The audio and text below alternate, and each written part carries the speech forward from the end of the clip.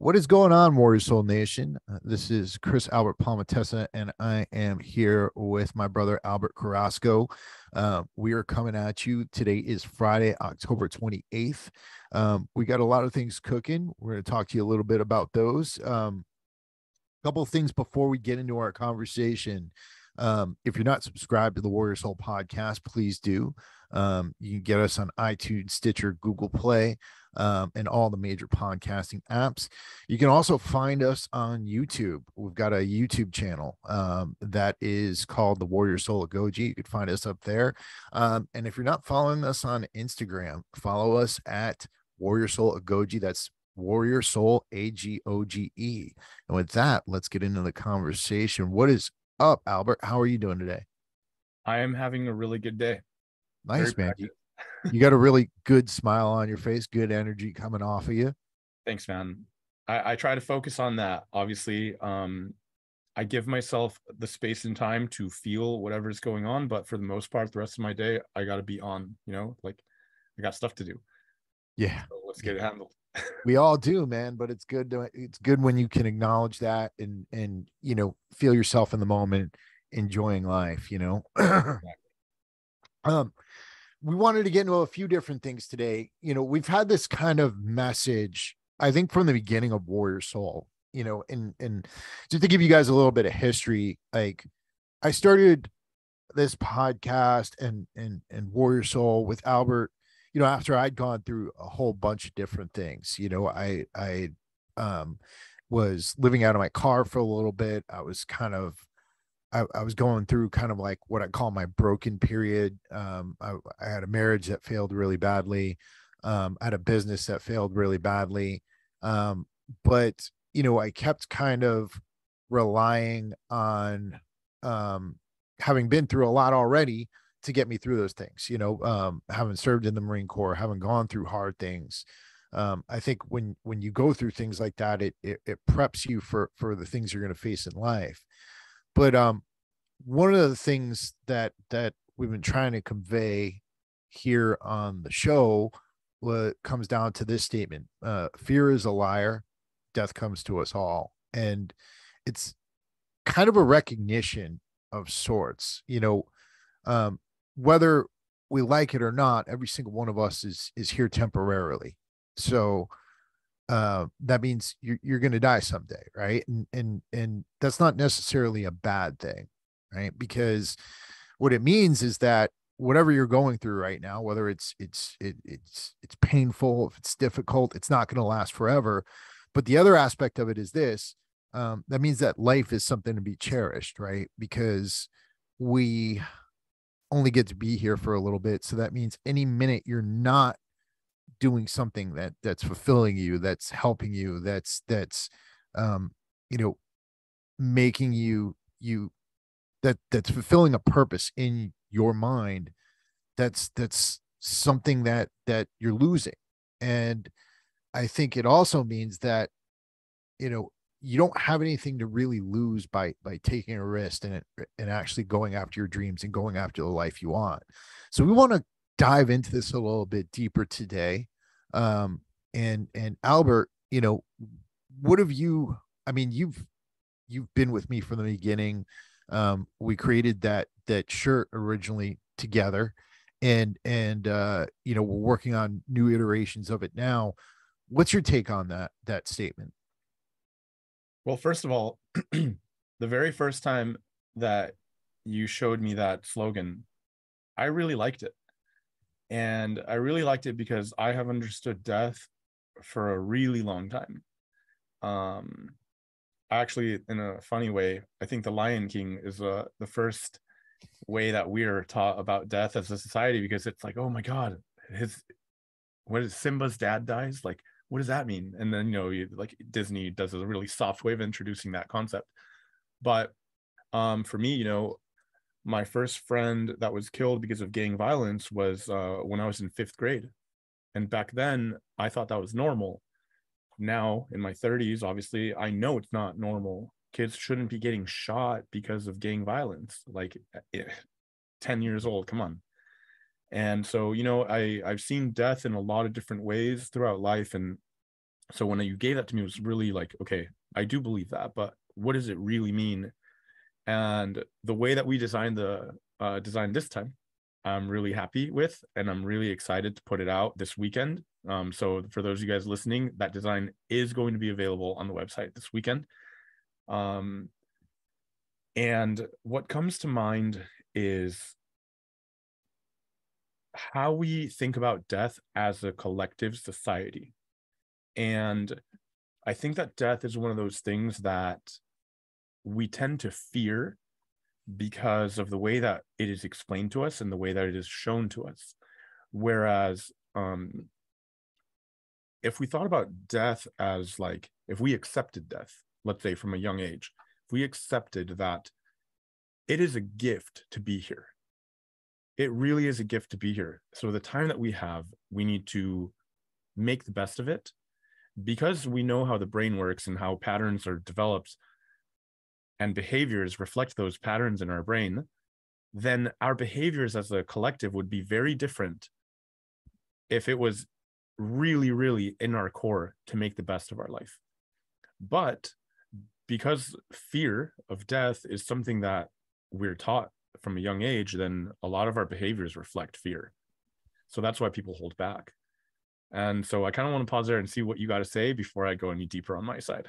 Yeah, no, I I completely resonate with that because I've watched so many people in my life, people I've grown up with. My mother, for example, she's lived a very, what's the word?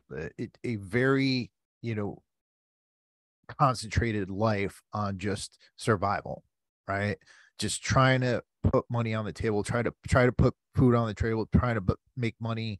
And I get that because she was a single mom with two kids and she was trying to survive.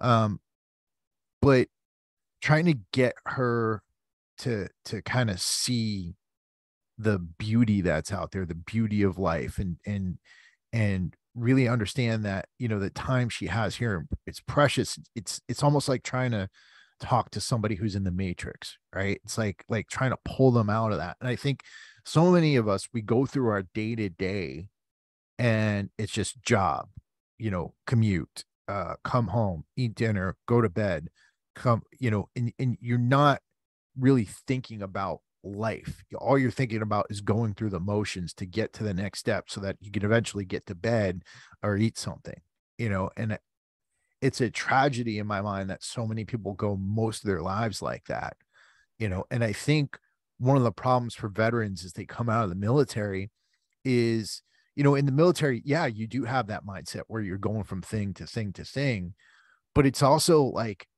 you're coming out of this thing that at least going from thing to thing to thing had a purpose to it, right? And then when you get out into the civilian world, there's not a real purpose. It's just so you could fill your bank account or make enough money to put food on the table, and that's it. And I'm not saying that those things aren't important. We all got to worry about putting food on the table. We've all got to worry about survival.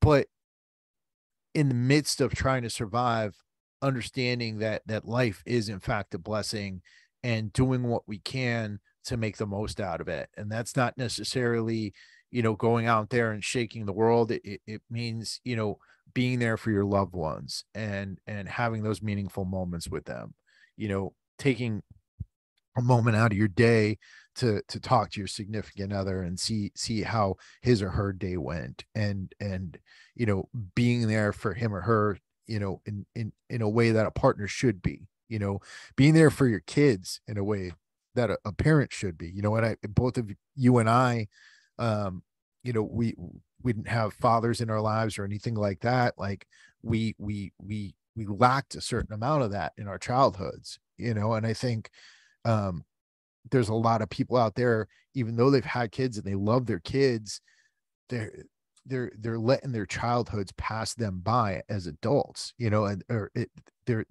kids are going to be grown up before they know it, and they didn't get that time with them that they wanted, and it's because they weren't present and in the moment when they could be. Yeah. Yeah, exactly. And so just to like maybe put some more like tangible or easier to visualize, right? For the example. if we all knew that we lived to 30 years old, let's just say that that was a fact. Everyone only lives until 30, then you would actually like know, okay, like with every passing second, you are closer to your time expiring. So what would you do differently if you knew that you only had 30 years? And so what I think I see a lot in our society is that people, um, I'm going to call it like a subconscious arrogance, because that's the way I see it. It's like you are taking life for granted, and because it's kind of a known fact that people keep living longer and longer and longer, people like, I don't have to think about death. It's like way out there. So that actually makes them like move slower. This like motivation to take action isn't really there, or all this stuff. And like, even like, let's say with eating healthy or not sleeping, abusing drugs, alcohol, all of those things, they're like, no. Modern medicine is getting better. I don't have to think about that. Like, I'll like, I can get a surgery. I'll do this and this. And like, dude, if we didn't have modern medicine, people wouldn't be living as long as they are. And that's Right. another thing that we shouldn't be relying on. Modern medicine should be there as a backup, but we shouldn't be relying on that. So we keep, as a society, pushing away from all these things that we can do to take care of ourselves, which is eating healthy, going to bed at a certain time, not abusing substances that are bad for our bodies, Right. all of these things. So I really think that if people knew that I only have so much time and these are the types of things that allow me to make the best of my time, people might live very differently. I definitely agree with that, man. Like, and I think that the other aspect of it is this, how many dreams have people given up so that they could be more comfortable? There's a lot of things that look like they're awesome when they're on TV, and you dream about doing them when you grow up or something like that, but then you get out there and you try it your first day or your second day, and they get too hard. But more importantly, there's a lot of people out there that once they've had a certain amount of that in their lives, they just stop dreaming, and they just stop thinking about where they could be, and they don't live in a world of possibility anymore. They live in a world of limitations, and limitations that they've created around themselves with their own minds. Yeah. And there's so many people out there that would love to be doing something differently, but they make up all these excuses as to why they can't do them. And the reality is that those excuses all suck, because we're all going to die, and there's literally no reason in the world why you shouldn't at least try to go after what you want. Mm-hmm. Yeah. And on that note, I think this is a place where I'll use a first person experience just to give an example, because I don't want to, speak on hypotheticals, and I don't want someone to hear it and like think I'm talking about them. I'm just going to talk about me for a sec. Uh, I can say here openly that I have lived during a lot of my life where fear was the dictator in my life. And so there were times where, in order to break out of certain patterns, I went all in, which we talked about with renegotiation in other episodes. And I convinced myself, I'm going to go all in on this one thing. So what happens? Let's say it didn't work out. And now, because of, again, I didn't have the coping mechanisms, I didn't have a support system, I didn't have the knowledge that I do now, I was devastated. And I actually thought, this might be it. My life is over. How will I ever recover from this? And so then I kind of like use that as an excuse to stay down. I Right. didn't get back up, right? Because now I had, in that moment, forgotten, dude, the clock is still ticking.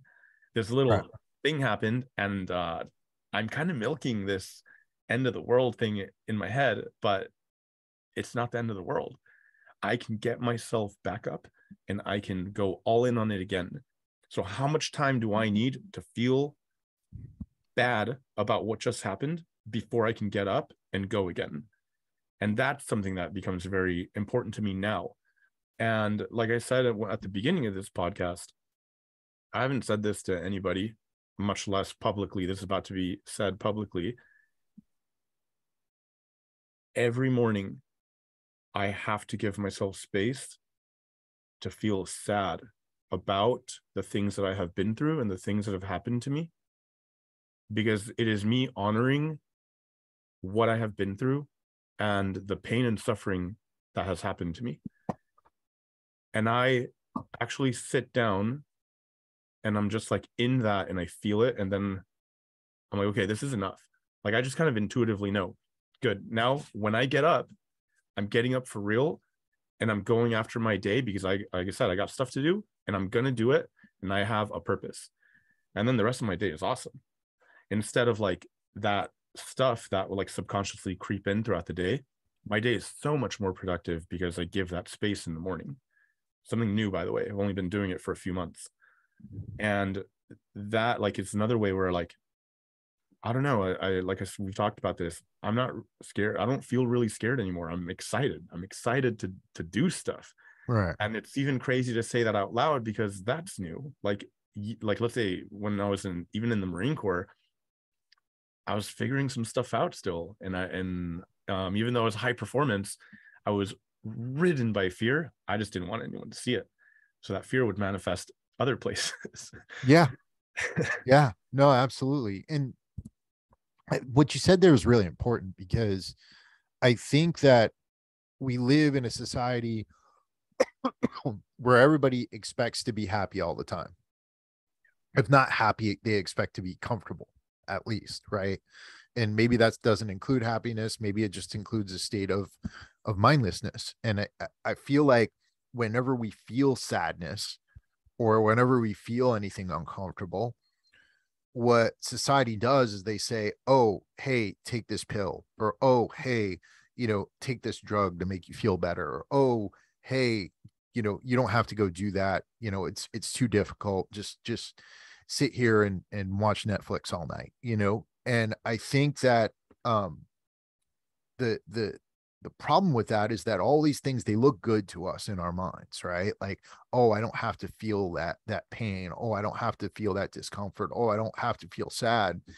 But the reality is, if you don't allow yourself to feel sad, you never learn how to deal with being sad, right? If you don't allow yourself to feel discomfort, you never learn to to deal with discomfort and to do the difficult things that are going to get you to the next level. And I think giving yourself permission to feel sadness and to not, be like, oh, something's wrong with me, I feel sad. It doesn't mean anything's wrong with you. You feel sad, right? Your body's having an emotion. And it's a normal part of life, right? And allow yourself to feel it so that you can get on and do the other things that are going to make you happy. Yeah. Yeah. And especially in, I mean, it's even more amplified in the military culture where emotions are weakness, right? But I actually don't think so. I firmly believe that being able to feel them and understand why you're out of alignment throughout your day, or why you project such negativity onto other people, especially like sometimes the people you love the most, because they're the closest ones, they're the ones you project. And, maybe other people see you all the time. They're like, oh no, they're so nice. But then it's like, well, they're nice to everybody, but to that person they trust the most to show their shadow side. Right. And that's not fair to them. They love you. That's not fair. Like you gotta take care of yourself. Like, and that's where I'm learning, like, because I know I've been mean to people before and it sucks. And, it's not nice to know that, but I didn't know any better back then. And I had, like I said, no coping mechanisms, no support, no processing, no understanding. And the other thing that came to mind as you were talking about that goes with like time. So we don't actually fully understand, there's like a lot of stuff I love, like the quantum theory stuff, but we don't understand why we experience time in the linear way that we do. So think of like the amount of time that passed between this podcast starting and right now. You would have to use time as a measurement to say X amount of minutes just passed. But if I asked you to compare that amount of time to yesterday or 10 years ago or 20 years ago, you actually can't describe to me the difference of how that time passing feels, because the feeling of the time elapsing, you can't describe. It just happens. You don't feel it. You cannot explain it to me without using time as a measurement. So the reason I'm saying that is this: the same way that in the blink of an eye, the beginning of this podcast just passed, or 10 years ago just passed, or 20, whatever, you were just in elementary school, you just got out of the Marine Corps, you just did this, you just did that. One day, 20 years from now, that same feeling is going to happen. You're going to look in the mirror and be like, where did all that time go? Right. So if you haven't thought about it that way, think right now, look in the mirror. Where did all that time go between now and you being 5 years old? And Right. really think about how that feels. Where did that time go from 5 years old to right now? You don't know. So what can you do to appreciate the time that you have left, whatever that is? Because we don't know. We don't know for any of us, to live a better life and to use the lessons that we, through our own either awesome experiences or some of us through our pain and suffering, to stop that cycle and to make this planet a better place. Because we have all of the tools to do that. And it's time that we start helping each other out. That's a really important thing to think about too, because, you know, there's a lot of guys out there who are like, you know, maybe 31, 32, who are out in the military now, and they wish that they were 18 again and could do it all over again. Right. But, you know, I'm 43 and I wish that I was 31, 32 again. Right. And I'm sure that when I'm 50, I'll wish that I was 43 again. And then when I'm 60, 70, 80, I'll wish I was 50 again, you know? So, like, I think that longing for the past, like, it's a roadway to nowhere, you know, and you've got to realize it for what it is. Like, allow your past to empower you, but don't ever allow it to trap you in that game of, oh, I wish things were like they were back then, because someday you're going to wish things like they were now. Yeah. And with that topic of things is that by, let's say romanticizing your past, you're actually robbing your energy from the present moment, because you are idolizing what you already know. Right. And by doing that, you're automatically saying, what I already know from yesterday is better than what could be happening today or could be happening tomorrow. Right. And so something that's very difficult for us to do is to embrace the unknown, because especially those of us who have been through traumatic experiences, we don't like to lose control. So to trust that something that you don't know or have no control over is going to be good for you is really difficult. I'm not going to sit here and say it's easy, because it's not. Right. But by daily effort and by practice and embracing the unknown and taking note every time that something you had no clue happens really good, and you're like, wow, I never knew that that would have happened the way it did, and I'm really happy it did. Take note of that and start, finding the things that you can do where your life starts becoming more awesome right now and therefore tomorrow. Exactly. Yeah, man. I think like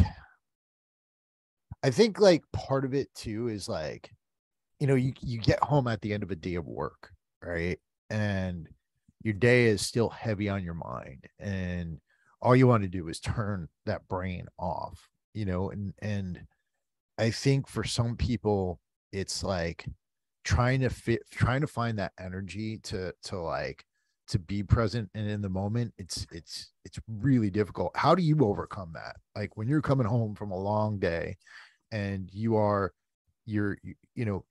gone through a million different things. How do you get yourself and get yourself to come back to the present? So a lot of for anyone listening that doesn't know, I am in yoga teacher training right now because it's part of the direction for Warrior Soul. And asana, which refers to the postures and the poses, that is one of 8 limbs of yoga. So it's not everything. The mindfulness component is really big for me. And so, for example, I was just telling you on the phone earlier how I have to hire employees to do the screen printing now. Like I have to, like, because I have to have help because it's getting too much for me. And um I last week I worked really late multiple days. Like we're talking 10:30, 11, midnight. And it's been a while because I've been really good with my schedule where I haven't done that to myself before, like for a good amount of time. And I was sitting there working on a really big project that just took way longer. It was way more complicated, way more labor. And I found myself getting frustrated. And I thought to myself, you know what? This frustration is coming to me as a teacher right now. Because if I don't do something to change this, then I'm going to be stuck. And then I'll take on another project just like this and I'll repeat the exact same pattern.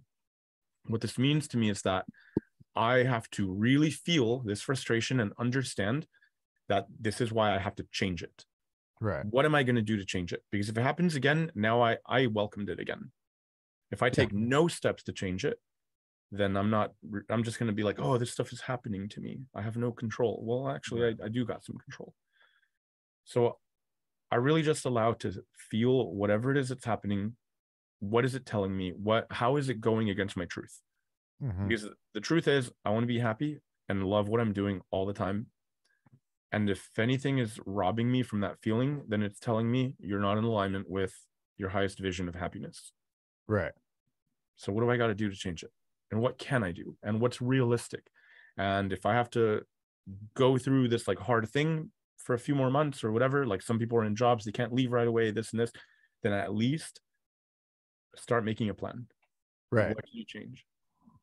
Right. And I think that's the big problem that people have, like when they find themselves in that situation where they're not living to their highest vision of themselves, then they get sad about it, and they get depressed about it, and they feel like they're trapped. And what you're saying is, that feeling is actually teaching you, and Mm-hmm. it's saying maybe it's time to do something different. Maybe Yeah. it's time to create a plan. Maybe Yeah. it's time, even if you can't make an immediate change, maybe it's time to start figuring out how you can. And at least you know that, and life is signaling to you that, so that you can make the change, right? Yeah. And it'll continue to get louder, honestly. And like, just in the same way that you just said, like, it makes you feel depressed or stuff. There's things in my life that made me feel depressed. I can use one of my relationships as an example where I really wanted to make it work, really, really wanted this relationship to work. So I dumped all of my energy and all of my time and dreamed up all this stuff, but it was destined to fail. And Mm-hmm. it was really hard for me to accept that that relationship wasn't going to work. And every time that I tried harder and harder and it didn't work, it made me more sad. But what that meant was that teacher is telling me louder, get out of this, dude. Right. Come on. It's time to move on.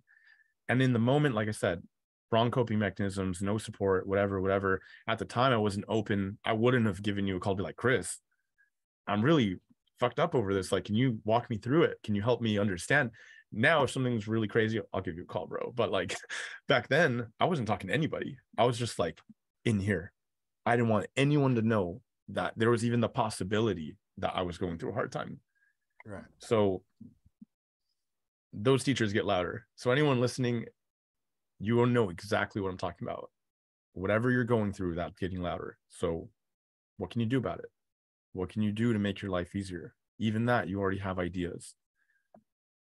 Yeah. No, that's really great stuff. And I think if you're in that position, it's something you just start doing right now, and like it'll make such a big change in your life if you. Just change that perspective. um I think one of the things I want to talk about quickly before we get off is, you know, if somebody is, and I want to like condense it down to like a couple of action items that somebody can do. If somebody is in that position where, they're not living their truth, where they're not happy with where they are right now, what are like three to five things they could do immediately that could begin to put them on the path to getting somewhere better? Like, I know that's like a difficult question to like start off with, but like, or like to Yeah. completely initially rattle something off. In my mind, the thing the first thing they could do is to identify what is causing the unhappiness, right? Like write it down. Mhm. Um, because I think a lot of people they actually have a problem identifying what's actually causing the unhappiness. So like I think you've got to start to get to know yourself a little bit more. And this is where meditation and journaling they come in handy, right? Get yourself a notebook every morning. Like if something's making you unhappy, write about it, right? And in those writings every morning, in that morning practice, you're going to begin to chisel out exactly what it is that's bothering you so that you could identify it and then change it. Yeah, I think that that's important. Definitely to be able to identify what those things are. Maybe if you haven't, like make on your phone like a little note or keep an actual notebook.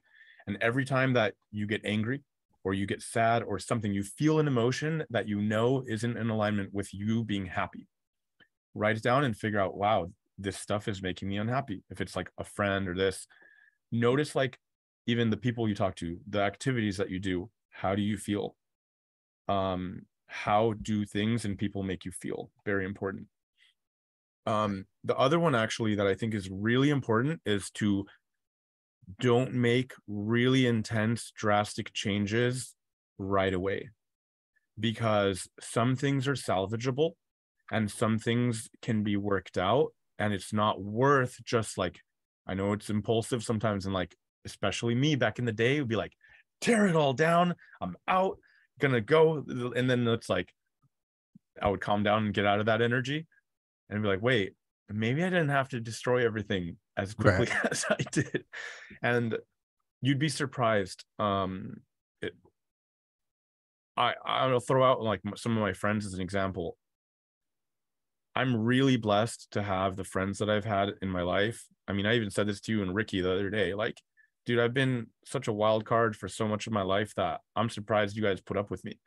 Because but again, right? And I'm laughing and I know you're smiling because you know exactly what I mean.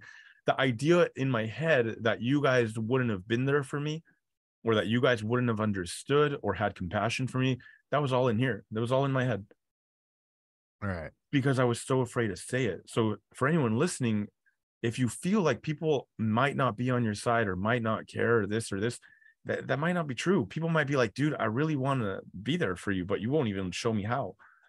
Right. Yeah, we So make up so much of that stuff. We build our own walls, you know. yeah. So I would say like that would be another one. And the other one, the last one that you can do is start to like reconnect. You know, like when you're a kid, how curious you are, like how you would stare at something and be like, huh, that kind of looks like this and looks like this. And like you look at clouds, you're like, oh, I see like a wolf or this.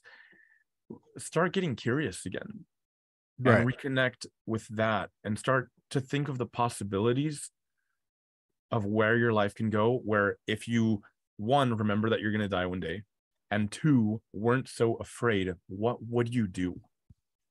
What would you do with the rest of your time here? Right. And I think that coming up with those dreams and goals and then a plan to achieve them and building up your support system, or even like maybe if you don't have a huge support system, like not like, I would say like sometimes we reject the people that are want to be there for us, so I get that because I've done it a lot. Then at least reconnect with yourself in a way that allows you to pursue your goals, and like in the way that you need to. Right. Yeah, that's really important. One other thing I want to put in here, and this is going to be the simplest thing you could do, absolutely simplest thing. Think about the how you're going about your day and think about how many times you mindlessly pick up your phone, or how many times you come home and the first thing you do is you pop yourself on the couch and turn on the TV, or you're immediately waking up and going to your computer and checking emails. Give yourself a half hour, you know, in the morning and in the evening to be without TV, without media, without phone, without anybody. Give yourself some quiet, right? Give yourself some stillness. And in that time, that's going to allow you to get to know yourself again. Because a lot of times the voices that are in your head, the things that are causing the negativity, they're not even your own voices, right? There's something else that's been put there. You got to remember your thoughts are not exactly you, right? A lot of times it's stuff that's been put in your head through being in contact with all the constant data that we're receiving out here in this universe we live in. So give yourself some of that time, and that's going to help you with all the journaling and everything else we brought up here. Yeah. Yeah. Important. It's important. Well, that's all I got, man. You got anything else you want to end off with? I think that the last thing that came up while you were explaining that is the way that I perceive movies and like just my everyday life actually is I remember that the world around me is a mirror always. So it is reminding me of where I want to go and where I definitely don't want to go. Right. You know, like some people or things like even in movies, it'll remind me like, dang, I used to be like that. I don't want to go into that anymore. I don't want to be that way anymore. And it doesn't like, it's not an excuse to like get all high and mighty and say, oh, I'm not like that anymore. It's more like, I understand that person's pain. I know what they're going through. You know, if they allow me, I'll like be there for them. But like in movies, I was watching a movie last night with my housemates, and it was so toxic, the relationship that the couple had. But the way the movie presented it, because it was a comedy, it made me think of how like the film industry desensitizes us to how bad certain dynamics are. Like there is nothing about that relationship, and I felt like if that was real life, those kids be raised by horrible parents. Mm-hmm. But it was a comedy, so it was funny. To me, it made me sad a little bit, and it made me sad to think that that we as a society see that as okay. So it's like just start to like think about, is that really the life that you want to live when you're watching anything, when you're being around people? So that's all, just the mirroring aspect. Definitely. Yeah, I got nothing Awesome. else. Awesome, brother. Well, it's always great talking with you. To everybody out there, you know, these episodes we're doing are here for you to use as a guide and to use and in terms of taking action for yourself. I know there's so much media out there that you could be listening to, and we really appreciate you guys listening to us. And we hope that you take this stuff to heart and that you're using it to build yourselves up.